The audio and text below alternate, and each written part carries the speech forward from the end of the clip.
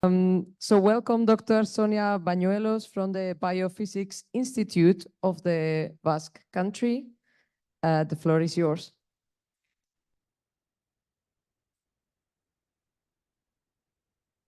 Good morning, and thank you for inviting me to this conference. I work at the Biofisika Institute, a joint research center of the University of the Basque Country and the Spanish National Research Council. And I am interested on the molecular basis of CTNNB1 neurodevelopmental syndrome. As you already know, CTNNB1 syndrome is caused by mutations in beta-catenin, an essential protein for development, particularly for neurodevelopment, thanks to two main functions. This has been explained by Rafa. On the one hand, it is a key effector of the WNT beta-catenin signaling pathway, which regulates the expression of certain genes controlling the balance between differentiation and proliferation in cells. On the other hand, it forms part of adherence junctions, membrane complexes responsible for cell adhesion, which are essential in tissues such as epithelia, but also necessary for brain morphogenesis and for synapses formation and plasticity. Proteins' functionality critically relies on their three-dimensional structures, meaning specific spatial positions and also dynamics with respect to those positions of all their atoms. This is the structure of beta-catenin, built mainly of a series of repeat domains called ARM or armadillo, formed by 3 alpha helices each, that together arrange in this elongated structure with a certain curvature or solenoid. The solved crystal structure described this arm region in blue, but the protein also contains N-terminal and C-terminal flexible domains that in this model have been predicted and are colored in orange-yellow.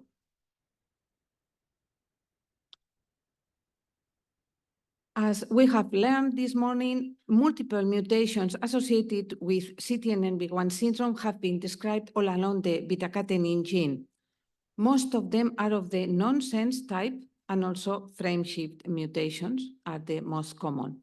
In frameshift, the acquired mutant sequence will often contain also a stop codon. So in general, we will find most frequently truncated versions of beta-catenin in this disorder. CTNNB1 linked mutations probably involve loss of function of beta-catenin. But we wonder by which mechanisms. First of all, are these mutants expressed?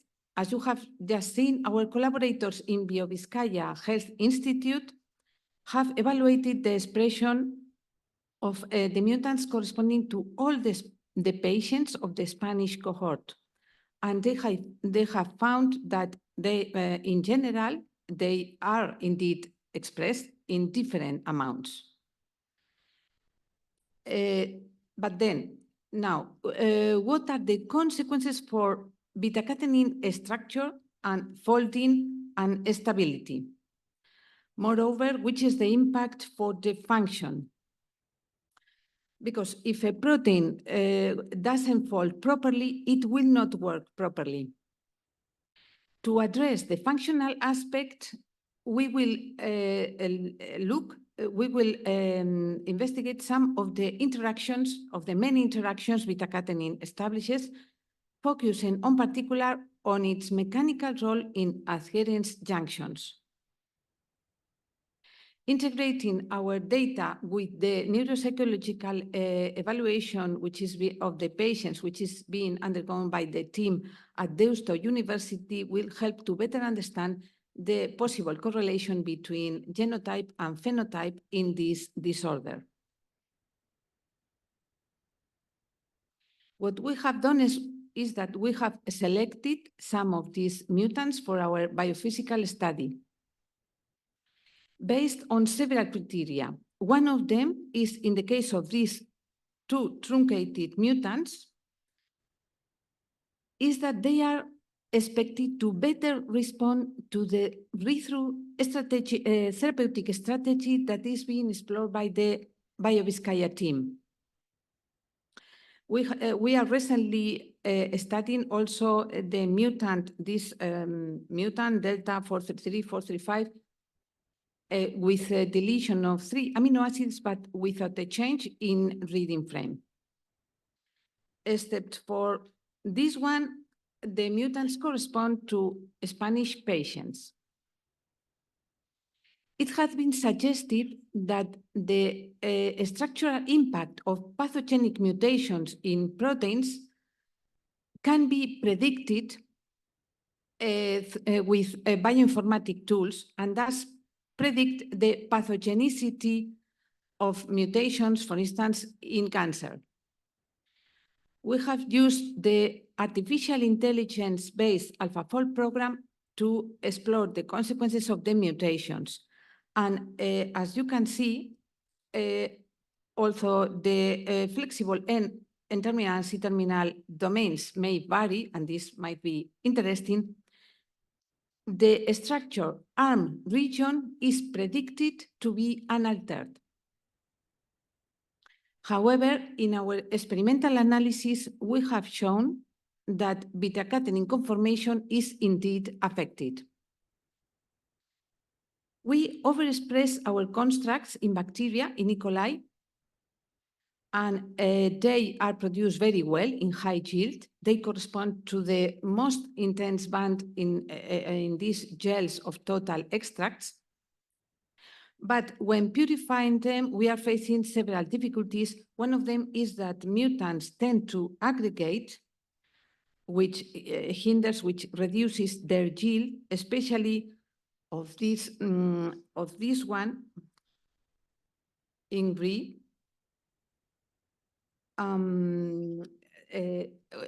where this suggests that maybe the structure of this particular mutant is perhaps really distorted, and we have given up with this mutant. We have seen also proteolytic degradation, and in addition, when we remove the N-terminal tag that we have put to facilitate purification, which includes a polyhistidine tail followed by a tandem of Z domains, they become even less soluble. In spite of these difficulties, despite the aggregation, the mutants, some amount of the mutants can be obtained in a partly monomeric form. In this size exclusion chromatography profile, you can see how the truncated mutants elute from the column later than the wild type according to their smaller size. Whereas what elutes in the exclusion volume is mostly DNA that was being carried along the purification. We have analyzed the mutants by circular dichroism spectroscopy, a technique which gives conformational information. By conformation, I mean structure, but in terms of general features, not high-resolution structure. We can see that the mutants, the ones we could purify, exhibit far UV CT spectra typical of alpha helical proteins with minima at 208 and 222 nanometers. But in the case of the mutants with reduced signal, this this means that the mutants can adopt, although in a smaller proportion, a native-like alpha helical secondary structure that we can see again here in the right. This is perhaps due to the hydrophobic scaffold that runs along the protein, by contrast to a close-packed core, hydrophobic core that we can find in other proteins. When recording the ellipticity at 222 nanometers as a function of temperature, we observe that their thermal behavior, their unfolding properties, is, however, altered. We can see that the truncated mutants, for instance, have a less cooperative transition indicative of a less compact tertiary structure. The delta 433-435 mutant, while also destabilized, it has a cooperative transition similar to the wild type 1, suggesting that it maintains stable tertiary interactions, or in other words, a native-like compactness. As you may recall from Rafa's talk, this mutant is somewhat exceptional in that it retains partial transcriptional activity, and the patient with this mutant has less severe symptoms. All these conformational features could, of course, affect the functionality of beta-catenin. In this regard, we are particularly interested on the mechanical function of the protein in adherence junctions, where it interacts with other proteins such as cadherin. We are nowadays expressing the cytoplasmic region of cadherin, the one interacting with beta-catenin. It has been described to bind to beta-catenin in an elongated configuration all along the arm region, as we can see in these images. And we will evaluate how the effect of the mutations on the interaction between beta-catenin and cadherin. We think that, for instance, that truncated mutants, in case they can bind at all, they may do so with a lower affinity, built-in, perhaps weaker adherence junctions, or not completely functional. In addition, comparison of the interaction with N-cadherin, specific of the nervous system, and E-cadherin may help to understand why in this disease also beta-catenin is required in all cells, and adherence junctions are essential also in epithelia. The condition affects mainly the brain. We believe that an ideal system to investigate neurodevelopmental diseases such as CTNNB1 syndrome is that of brain organoids, three-dimensional cultures that mimic embryonic development. For this, we are collaborating with Fabio Cavaliere, who runs the Biomodels platform at Achucarro Neuroscience Center. We will generate brain organoids with some of the mutations, which will allow us to explore how mutations affect the development in many aspects.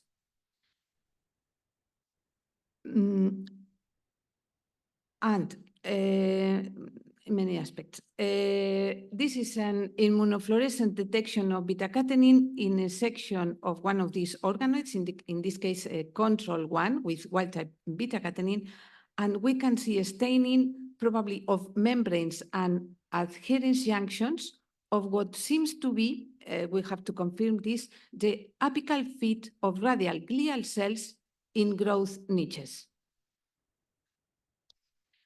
I want to thank all the collaborators I already mentioned of our consortium in the Basque Country, also the Spanish CTNNB1 Association, and my students Ikerne, Erlanz, and Irune. And thank you for your attention.